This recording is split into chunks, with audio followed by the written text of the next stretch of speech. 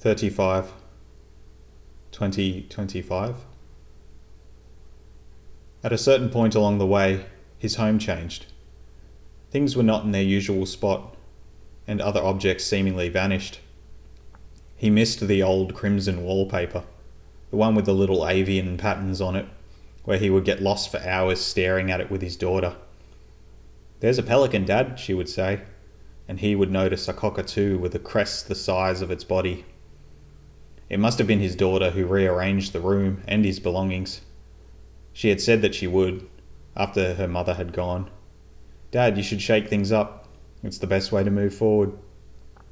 She was young though, his daughter. Didn't understand the sentiments garnered upon material objects in time. He only wished she might have told him she was going ahead with such big changes. For now he couldn't find the new spot for his house keys. And that nanny the neighbours hired wasn't much cop either. That nanny must change her hair every day. Young folk messing with their hair all the time. Often he thought it was silly. Other days, he'd have loved to throw a bottle of dye on his scalp and see what the fuss was about. He'd done it once, at his wife's bequest. Too much salt and the pepper these days. Why not get that hue back on the noggin, tall, dark, handsome thing you are? She often teased him like that, but he wouldn't have had it any other way. "There'll come a day when the kids think we're gross," she said. "Stop holding hands, you're not young flames anymore." They wouldn't understand the playfulness of a mum and dad married for decades. Tell me it will be decades. He would visit the coffee shop every day he could, hoping to catch a glimpse of her behind the machine, her bracelets jangling away like fruit bats on a wire while she worked the grinder. He knew they'd marry one day, meant to be and all that. She'd pour little heart patterns on top of his coffee, flourish the letters of his name with stars as she wrote his order down on the paper cup. "Take me to the moon, my spaceman." One day the coffee shop had been closed, burst water main out the front or something like that, and he'd been so distressed when the nanny had found him. He remembered her that day, angry yet relieved to see him. And my goodness did she give me an earful. Why did she care so much? I can come and get a coffee, damn it. But the anger subsided into wonderment, for he saw the coffee shop had a new display of tapestry and clothing. A strange thing to sell in a cafe. They must be expanding their business. He knew a lot of people did that these days. Small towns never stayed the same. To be a no-name in a no-name town, could a person be more insignificant than that? An insignificant miracle, my love.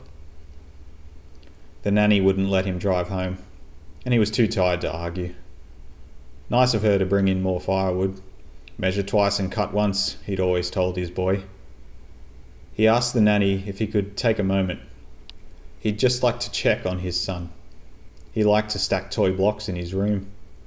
The things they'd build together, he, the father, being invited into his son's little domain, where 3 blocks could be a skyscraper and a few pieces of wooden track could be the launch pad for rockets into space.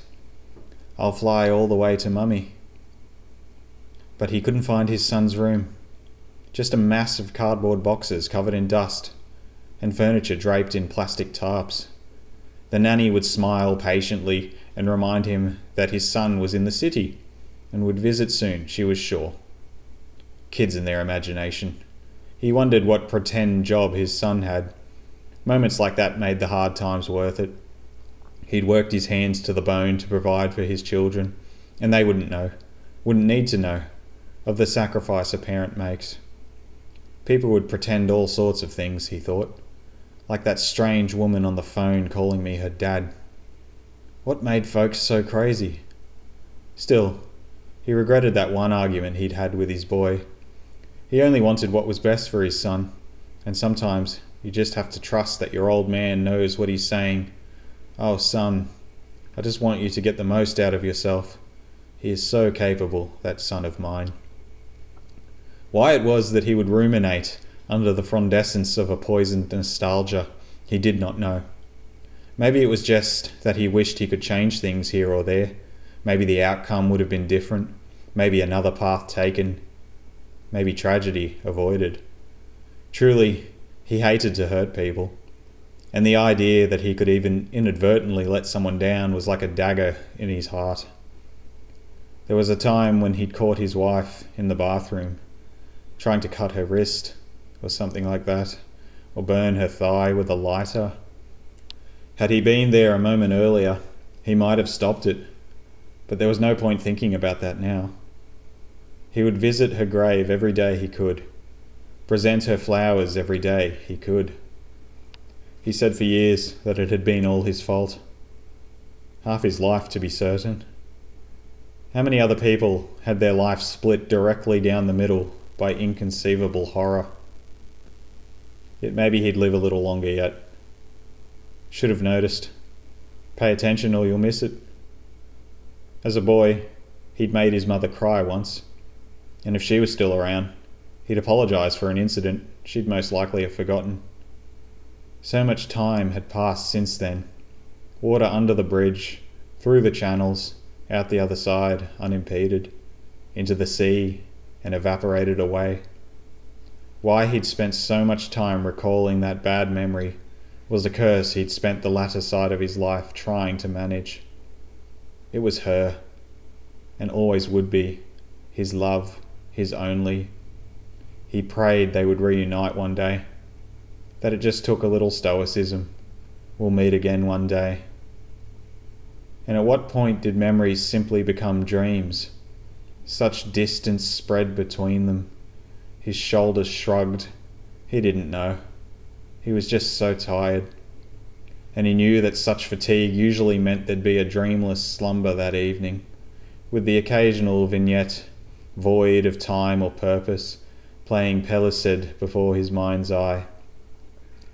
He often hoped that the final sleep would be like that, just a big cauldron of dream memories, like books on a shelf or waves crashing on a beach. He dreamed of a world where everyone was everything they ever were, old and young at the same time, but it hurt to try and comprehend such a paradox. Sometimes he hoped and dreamed nothing at all, for his mind would dull beyond reception into a somnol tide, and only time would tell if that sleep was eternal. And how funny, he finally thought, that time would tell if time. It made no sense at all.